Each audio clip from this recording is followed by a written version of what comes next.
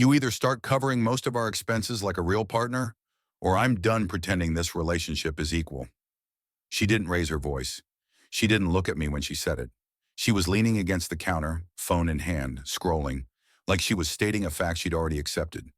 The way someone talks when they think the decision is already made and the conversation is just a formality. We'd been living together for almost 2 years. A shared apartment, shared routines, shared money in the practical sense. We split rent. We split utilities. Groceries came from a joint account we both paid into. We weren't married, but we weren't casual either.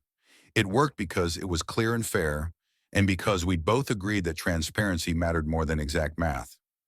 I asked her what brought this on. She shrugged and said she was tired. Work was stressful. She felt unsupported.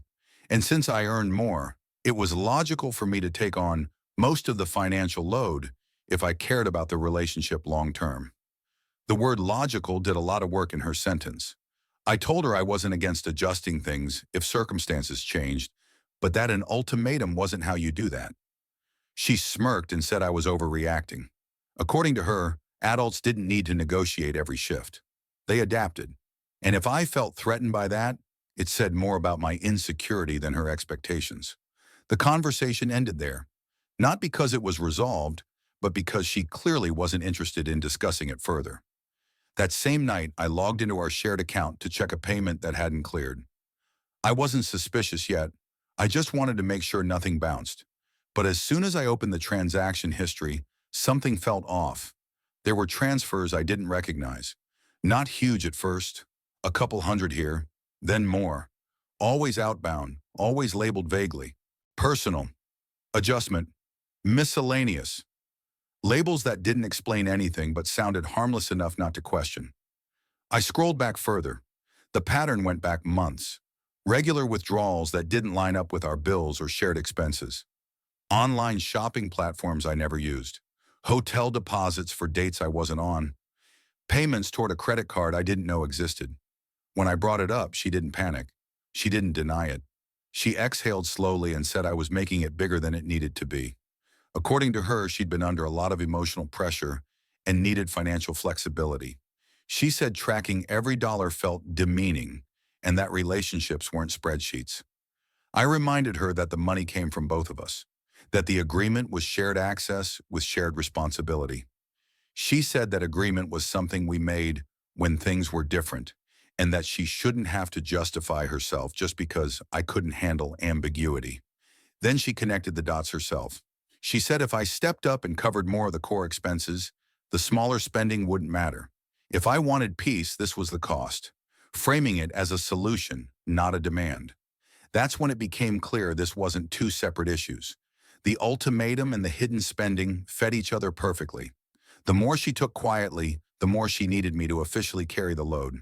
And the more she pushed responsibility onto me, the easier it was to justify not explaining where the money went. I asked for a full picture. All accounts, all cards. No accusations, just clarity. She laughed, not loudly, just enough to signal disbelief. Then she said my need for transparency was controlling, that if I trusted her, I wouldn't need receipts, and if I didn't trust her, maybe we had bigger problems than money. Before walking away, she added one more thing. She said if finances stressed me out this much, maybe I wasn't ready for a serious future. Not angry, not emotional, just certain. That certainty told me everything. There was no misunderstanding to fix, no compromise waiting to be reached. She wasn't negotiating a partnership. She was rewriting the rules and daring me to object. I didn't argue after that. I didn't defend myself. I didn't try to convince her of anything. That night, I slept better than I had in weeks. And by morning, I had already started planning my exit, quietly without announcing it. The next few days were quiet in a way that felt deliberate. She acted normal, even relaxed, joked about work, asked what I wanted for dinner, sent me links to things she thought we might need soon. The ultimatum hung in the air, unspoken but active, like a deadline that didn't need to be restated. I didn't bring the finances up again. I wanted to see what she would do if I didn't push back. She pushed anyway. 2 days later, she told me she'd booked a weekend trip to clear her head. She said it casually, the same way she delivered the ultimatum. When I asked where, she named a city we'd talked about visiting together months earlier. When I asked how much it cost, she said she hadn't checked yet and that it wasn't the point. That night, another transfer hit the shared account. Larger this time. I waited until the next morning and asked her calmly if that charge was for the trip. She sighed and said yes, and that this was exactly why she hated talking about money with me. According to her, my questions drained the joy out of everything. I reminded her that we'd agreed big expenses came from personal accounts unless we both signed off. She said that rule was unrealistic now that we were building something serious. Then she added that if I wanted to be a provider, this was part of it. That word again, provider. I asked her when we'd agreed that was my role. She looked genuinely confused by the question. She said it wasn't something you agreed on. It was something you stepped into. And if I couldn't, she needed to know sooner rather than later. There it was. Not a threat, a filter. I realized then that nothing I said was going to change the direction she'd already chosen. She wasn't testing a boundary accidentally. She was applying pressure to see if it would hold. That afternoon, I checked my personal accounts. Then I checked our shared subscriptions, utilities, and automatic payments. I didn't confront her. I didn't announce anything. I just started separating what had been blended. I opened a new account and redirected my income. I canceled my card from the shared one. I left enough to cover my portion of the upcoming rent and utilities, exactly as agreed, nothing more. No punishment, no dramatic cutoff, just precision. She noticed 3 days later. She asked why her card declined at a store. I told her I'd changed how my money was routed. She stared at me like I'd spoken another language. Then she laughed and said I was being petty. I told her I was being clear.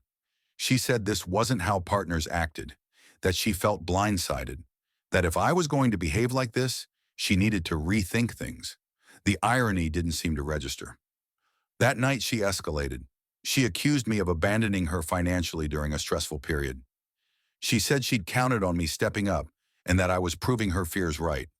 When I didn't react, she shifted tactics and said she'd already told friends I was finally taking responsibility, and now I was embarrassing her. I told her I hadn't agreed to any new arrangement. I told her my contributions were unchanged. I told her I wasn't comfortable funding expenses I wasn't consulted on. She dismissed it all and said I was fixating on details instead of the relationship. Then she said something that made the decision simple.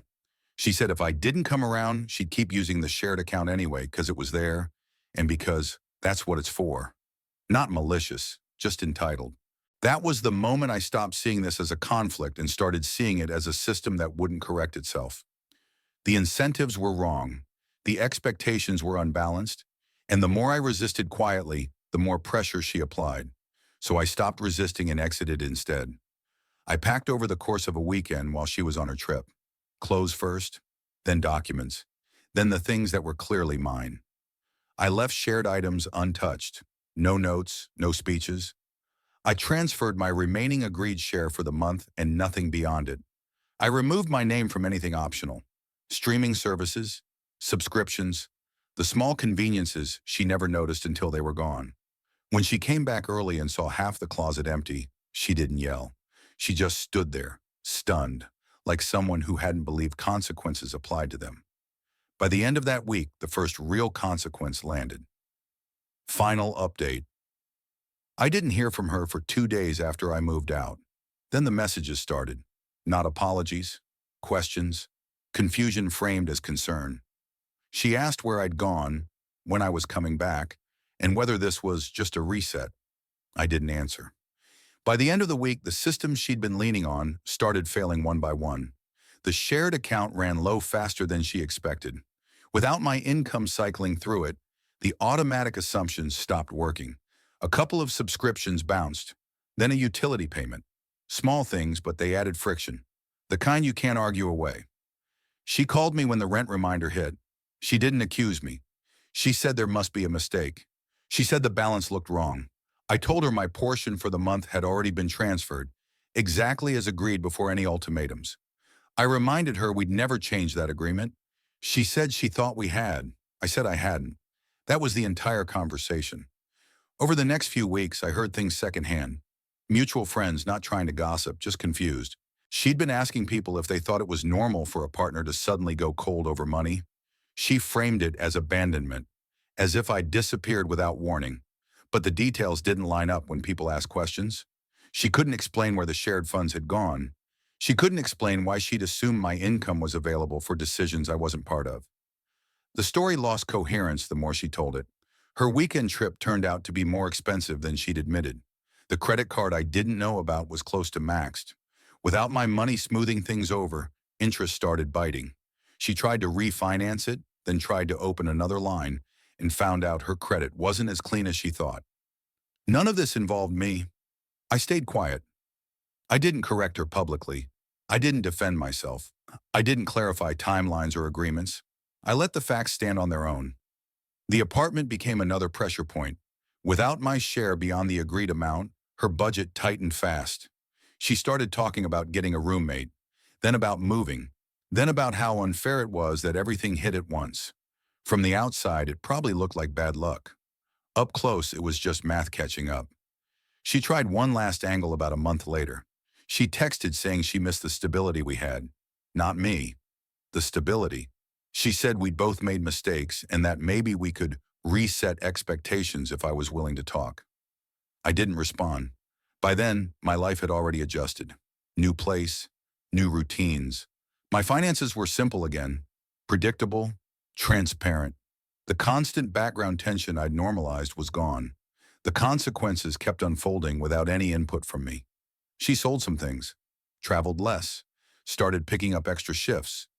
I heard she was frustrated, angry at the situation, but still convinced I'd overreacted. That belief didn't matter anymore. I wasn't interested in being right. I was interested in being done. What ended the relationship wasn't the ultimatum by itself, or the hidden spending alone. It was the certainty with which she felt entitled to both. The assumption that pressure would convert into compliance, it didn't. I didn't leave dramatically. I didn't punish her. I didn't teach a lesson. I simply removed my participation from a system that only worked when I absorbed the imbalance. Everything that followed happened on its own. I haven't seen her since. I don't check her social media. I don't ask mutual friends for updates.